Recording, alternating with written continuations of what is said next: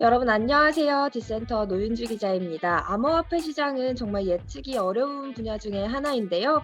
오늘은 임동민 교보증권 리서치센터 연구위원 모시고 2021년 상반기 암호화폐 시장 리뷰와 2021년 하반기 암호화폐 시장 전망 관련해서 이야기 나눠보도록 하겠습니다. 동민님 안녕하세요. 안녕하세요. 간단하게만 자기소개 부탁드릴게요. 예, 저는 임동민이라고 하고요. 교보증권에서 경제 분석을 하고 있는 이코노미스트로 일하고 있습니다. 반갑습니다.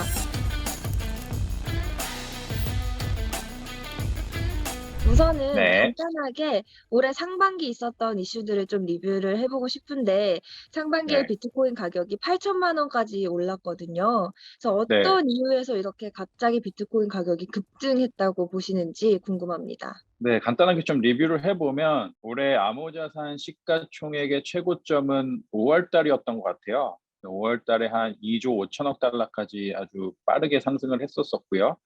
그리고 그 이후에 7월까지 좀 조정을 보이면서 한 1조 3천억 달러까지 굉장히 좀 빠르게 그 시가총액이 감소를 했다가 다시 급반등을 하면서 이제 지금은 오늘 제가 코인마켓캡을 보니까 2조 달러를 조금 넘은 것 같아요. 그래서 굉장히 큰 그 변동성이 있었다. 롤러코스터라는 용어가 딱 생각나네요.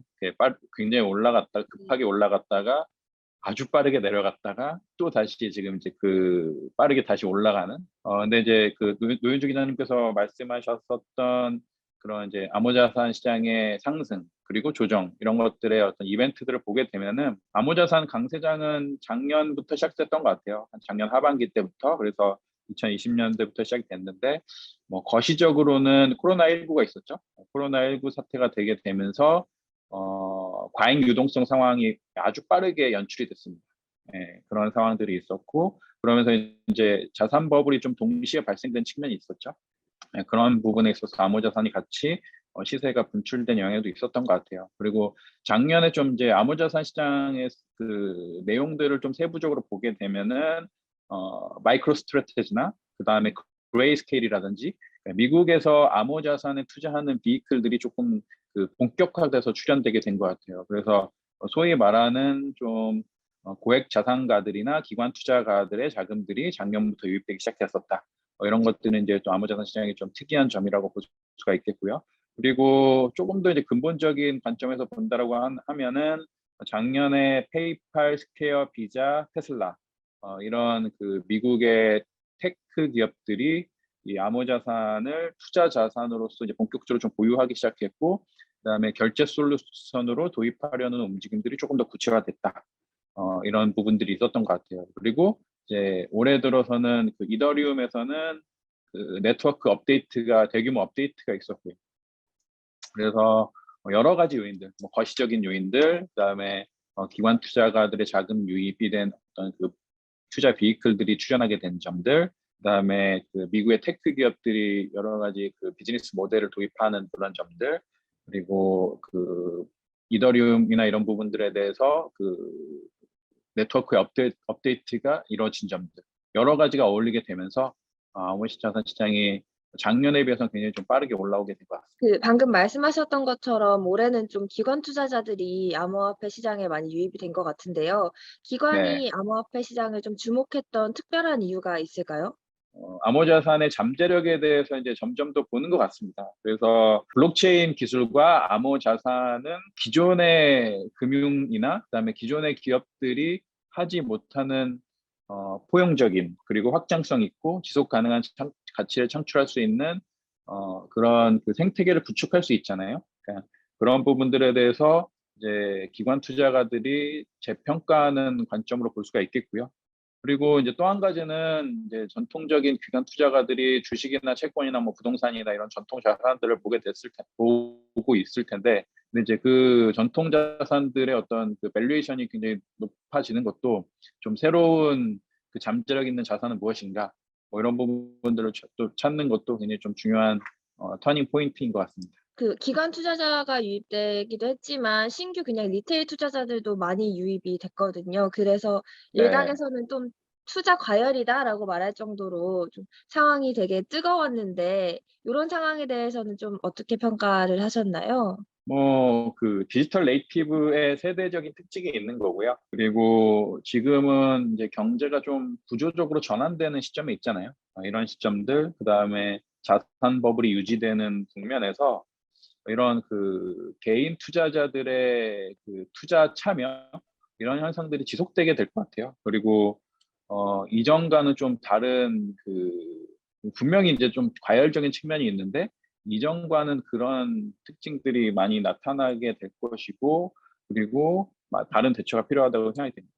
한국에서는 좀 이런 그 개인 투자자들의 그 시장 참여가 이미 한 3년 전에 있었잖아요. 2017년, 2018년에 있었었죠. 그래서 ICO 붐이라던 그 시기에 이미 겪었었던 현상들인데 한국에서 보게 되면은 한국처럼 이렇게 그 HTS, MTS의 이 그 투자 인프라가 발달된 곳이 사실 없어요. 전 세계적으로 봤었을 때. 그래서 한국은 이미 이런 그 굉장히 앞서 있는 금융 투자 플랫폼을 가지고 암호자산의 시장에 개인 투자자들이 참여하는 것도 이미 한 3년 전에 겪은 일이었죠. 오히려 미국이나 뭐 유럽이나 일본이나 뭐 이런 선진국들, 그다음에 이제 중국 같은 개발도상국에 비해서 한국은 이미 이런 개인 투자자들이 참여하는 과열 현상들을 이미 겪었었던 것 같습니다. 그런데 이제 좀 재미있는 현상들은 뭐냐면은 2020년 작년에 코로나19가 나타나게 되면서 미국 같은 경우에 개인 투자자들이 좀 급증한 현상들이 나타나고 있어요. 그래서 대표적으로 이제 로빈 후드라고 하는 그 MTS 주식 거래 플랫폼이 올해 상장을 했거든요. 이게 이제 엄청난 참여자가 나타나게 되면서 상장을 할 정도로 미국에서도 개인 투자자가 참여하는 추세가 나타나고 있죠. 이게 왜 그러냐면 코로나 영향이 분명히 있는 것 같아요. 코로나 영향이. 그래서 작년에 코로나에 있는 상황에서 이제 비대면의 어떤 그 경제 플랫폼이나 이런 것들이 굉장히 활성화되게 됐고, 그다음에 미국에서 그 성인 대상으로 2,000불씩 뭐 그 재난 소득을 지급하는 경우도 있었거든요. 그러니까 그런 부분들에서 이제 그 좀 여유 자금을 갖고 있는 개인 같은 경우에는 모두 다 소비를 하지 않고 뭐 투자에 참여하게 됩니다.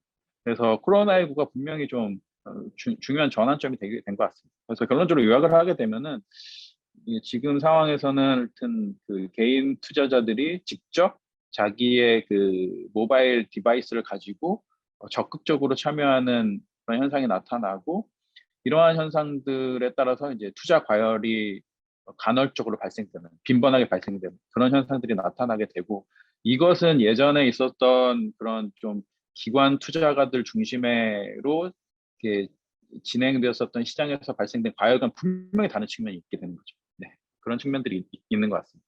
그 상반기에 또 떠오른 이슈가 ESG인데 네, 비트코인하고 ESG를 같이 보는 좀 움직임이 많았고 특히 네. 비트코인의 채굴 때문에 이게 좀 친환경적이지 못하다라는 분석이 많이 나왔는데 요런 측면에 대해서는 좀 어떻게 생각하시는지 궁금합니다. 네, 그 환경 사회 지배 구조의 그 패러다임은 지금 굉장히 중요한 이슈 같아요. 그래서 아주 뭐 전 세계가 굉장히 주목을 하고 있고 이것이 그 비트코인의 채굴 산업 이외에 다른 전통 산업들, 뭐 화석 연료를 사용하는 대부분의 전기를 사용하는 그런 그 산업들, 그리고 그런 산업들에 대한 투자를 다루는 금융산업에 있어서 ESG 요인들이 굉장히 중요하게 다뤄지는 것 같아요. ESG는 이제 환경사회 지배 구조인데 이것이 이제 당장의 재무적인 성과를 창출하는 것들은 아니지만 배제되어서는 안 되는 굉장히 중요한 가치들이고 그다음에 또는 아주 그 잠재력 있는 무형자산으로 평가될 수 있는 여지도 있는 거거든요. 환경사회 지배 구조라는 것들이. 그래서 이것들이 이제 동일하게 전통 산업과 금융, 그다음에 블록체인 산업과 크립토 시장에도 동일하게 요구되는 측면이라고 볼 수가 있겠고, 특히 이제 지구 온난화는 굉장히 심각한 문제죠. 그래서 거의 한 2, 3년을 보시게 되면은 지금 산불이 발생되는 빈도들이 굉장히 높게 발생되고 있고 이상기후나 재난 같은 것들이 이제 굉장히 심각하게 발생되고 있어요. 그래서 이것의 그 중요한 원인이 결국은 그 과다한 탄소 배출이었다라는 부분들에 대해서 굉장히 문제의식을 동일하게 가져가고 있거든요. 탄소 배출을 많이 하는 산업에 대해서는 동일한 어떤 그런 그 엄격한 잣대가 필요하게 되죠. 근데 이제 아시다시피 암호자산의 채굴 산업이라는 것들은 굉장히 중요한 경쟁력이 전기 가격이잖아요. 네. 왜냐하면은 그 대규모 시설을 계속 가동해야 대규모 되니까. 시설 네. 가동해야 되고 그다음에 냉각을 계속 해야 되니까 이 부분에 대해서 엄청난 전기가 소요가 되는 거죠. 그래서 전기료가 굉장히 이 채굴 산업에 있어서 굉장히 중요한 경쟁력의 하나잖아요. 아주 뭐 최우선적인 요인이라고 그렇죠. 볼 수 있게 됐는데 그러다 보니까 좀 이렇게 그 집중화되고 그다음에 과잉 채굴화되고 거기에 들어가는 너무 또 과잉 자원이 소요가 되게 되고 이런 부분들이 이제 그 채굴 산업에서 분명히 좀 이렇게 문제점으로 지적될 수 있는 요소가 있거든요. 이런 부분들에 대해서 암호자산에 대한 채굴 산업도 동일하게 탄소 배출 감축을 해야 되는 그런 동일한 요구에 직면을 하게 된 것 같습니다.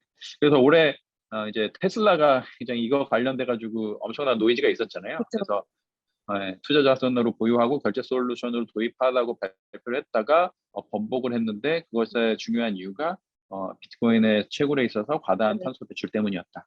그래서 이 부분이 이제 약간은 뭐 성급하다고 하고 그다음에 저 일론 머스크의 트윗이나 이런 부분들에 대해서 어 약간 비판적인 요소도 있었지만 제가 보기에는 굉장히 좀 중요하다. 그래서 테슬라가 이런 부분들에 대해서 물론 이제 성급하게 좀 발표하고 되돌리고 그런 측면들은 좀 비판의 요소가 있지만 어, 테슬라의 어떤 그런 접근을 통해서 암호자산 측면에서도 이 채굴 산업이 어떻게 좀 개선이 돼야 될 것인가, 특히 탄소 배출되는 부분에 있어서 그런 부분에 대한 많은 시사점을 주게 된 것 같아요.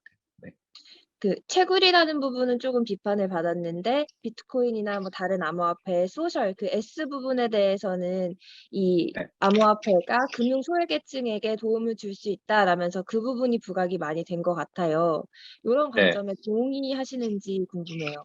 네, 저는 그러니까 ESG가 추구하는 가치와 블록체인 암호자산이 추구하는 가치가 굉장히 좀 공통점이 많다라고 생각하는 편이에요. 예.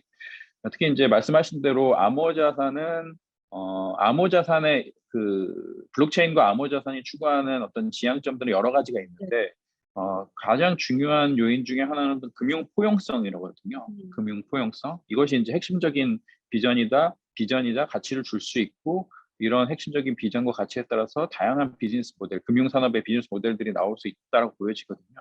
그래서 전통 금융망이 제공하지 못하는 이체화 송금을 블록체인과 암호자산은 할 수 있잖아요. 속도가 느리긴 하지만. 그러니까 이런 전통 은행 산업들이 진출하지 못하는 그런 지역에서 새로운 가치와 경제적 기회를 제공할 수 있게 되는 그리고 이것이 꼭 재무적인 이윤이나 이런 것 수익을 확보하는 움직임이 아니라 뭐 교육이라든지 뭐 이런 부분에 있어서 충분히 사회적 가치를 좀 목표로 하는 부분들에 사용될 수 있는 그런 가능성이 분명히 있을 것 같습니다. 암호자산은. 그리고 ICO도 바로 이 부분이거든요. ICO라고 하는 게 네.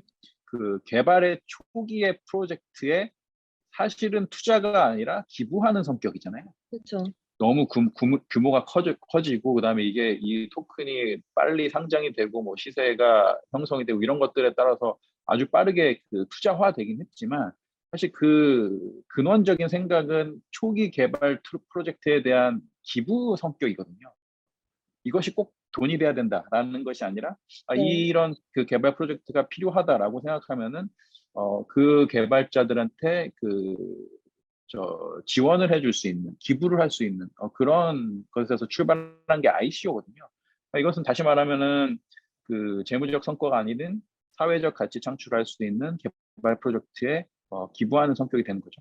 그러니까 사회적 가치를 창출을 하는 거는 여러 측면에서 블록체인과 암호자산에 있어서 굉장한 좀 지향점이 있고 포텐셜이 있을 것이다라고 생각하는 편입니다. 그 이제 하반기에 대해서 전망을 쪼금 해 보고 싶은데요. 하반기에서 사람들이 좀 많이 주목하는 거는 미국 연준의 테이퍼링인 것 같아요. 또 어제는 한국은행이 금리 인상을 발표하기도 했는데 이제 세계적인 금리 인상 추세가 암호화폐 시장에는 어떤 영향을 미칠지 어떻게 전망하시나요?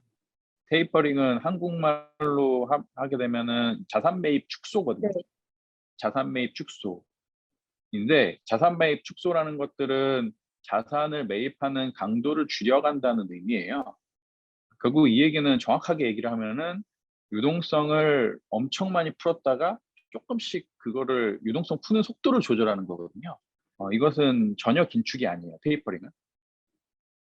물론 이제 테이퍼링 시작해서 금리 인상까지 가고 그다음에 지금 풀어놨었던 유동성을 흡수하는 조치까지 가게 된다면 이제 그것이 긴축이지만 그것이 빠른 시일 내에 있을지 또는 음. 가능할지 이 부분에 대해서는 굉장히 많은 퀘스천이 있어요.